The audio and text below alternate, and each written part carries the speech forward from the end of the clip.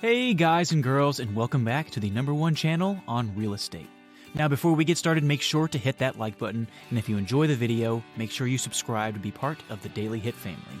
Now let's get back to the video. Owning your first home can be intimidating. There are so many things to think about, like how much you can afford and what you need in a home. It's no wonder that so many people put off buying their first home for years. But owning your own home is a great way to build equity and save for the future. We hope this video can help give you a better idea of what to expect when owning your first home. Here are 9 things you should know about buying your first place.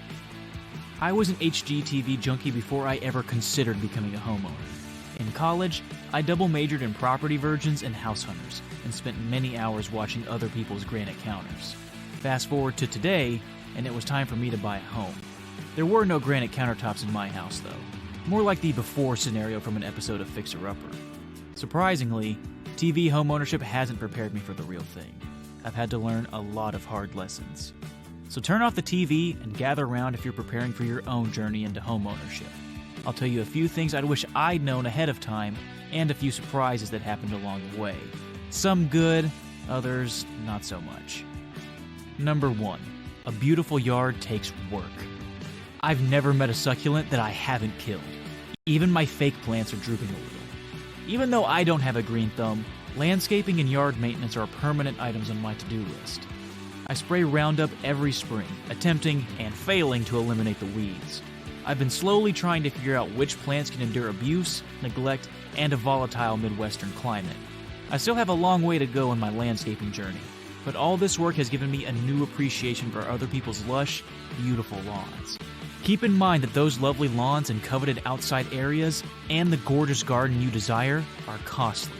It's possible that your time and frustration or a significant fee for expert landscapers will be required to keep it looking nice. Number 2. You might get a bill for neighborhood improvements. Every expenditure on the neighborhood should be paid for by your property taxes, right? Not necessarily. When our neighbors banded together to ask the city for a speed bump on our busy road, the cost was passed on to us homeowners. It was not covered by property taxes, so we received a bill in the mail several months later. Surprise! When you're preparing to buy a home, keep in mind that homeownership costs not just repair and HOA expenses, but also those pesky fees that appear when you least expect them. Number 3. Brush and trash removal. It works differently in every city. As a youngster, I spent many autumn weekends collecting leaves into yard waste bags that were then placed on the curb for collection. When I moved out of my town, I discovered that my early brush with brush removal was unique to the neighborhood where I had grown up. Depending on the city, it might be handled in a variety of ways. In Milwaukee, where I reside now, homeowners can leave leaves on the curb for collection on designated days. For larger branches, you must request a pickup or possibly remove them yourself. Contact your city to learn more about local laws and regulations. Number 4. You'll want to clean or hire someone to clean your nasty windows. Because I've never had more than a few windows in an apartment, window maintenance was never on my to-do list as a renter. Then I acquired a house that has many, many windows, and they were all coated in a thick layer of gunk after years of neglect. I started cleaning on my own after we moved in. However, I quickly realized that I wasn't really making any progress, and there was no way I could safely clean the finished attic's outside windows. So, I swallowed my pride and hired some window cleaners. It was one of the most worthwhile amounts of money I've ever spent. Number 5. You may feel a sudden urge to stock up on seasonal decorations. I never paid attention to a $50 wreath or attractive gourd before becoming a homeowner. I now have a growing collection of lawn ornaments shaped like snowmen and spooky cats, which I build each year. Sometimes I don't even recognize myself anymore. Number 6. You might need to create a budget for Halloween candy.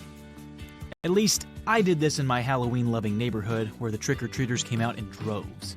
I spent over $100 on sweets my first year as a homeowner, and the most of it was purchased in a hurry at the dollar store after I noticed that our supply was dangerously low halfway through the night. Now, I stock up in advance and use coupons to save money. Number 7. DIY renovation is equally rewarding and soul-crushing. We spent every free hour after work and on the weekends ripping out carpeting, removing nails one by one from the hardwood floors, and cleaning decades worth of filth from the bathrooms and kitchen for the first few months after our purchase. It was some seriously terrible stuff. On a small budget, We could accomplish a lot if we were frugal and ambitious. But on top of our full-time employment, acting as our own general contractors became a full-time job. Having a social life and Friday night with Netflix are no longer appealing options. It's easy now to say that it was all worth it, but at the time, I daydreamed about winning the lottery and hiring a team of pros to handle our rehab. Number 8. My impulse to check real estate listings lingered for a while. When I first started house hunting, I spent all day, every day looking for a fresh property listing on the MLS, reading through MLS descriptions, and perusing pictures.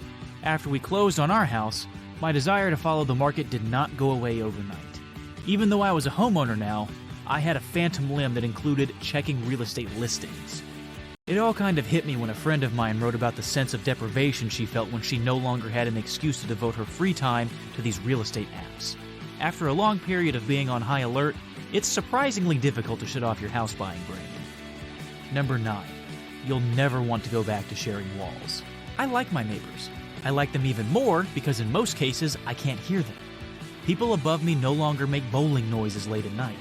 Now, I love the silence of living alone. No adjacent neighbors blasting music or loudly fighting.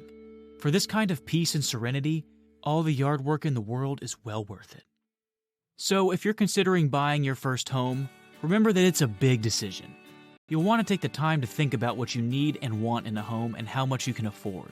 As previously stated, owning your own home is a great way to build equity and save for the future. We hope this video has helped give you a better idea of what to expect when owning your first home. And as always, thanks so much for watching and best of luck out there.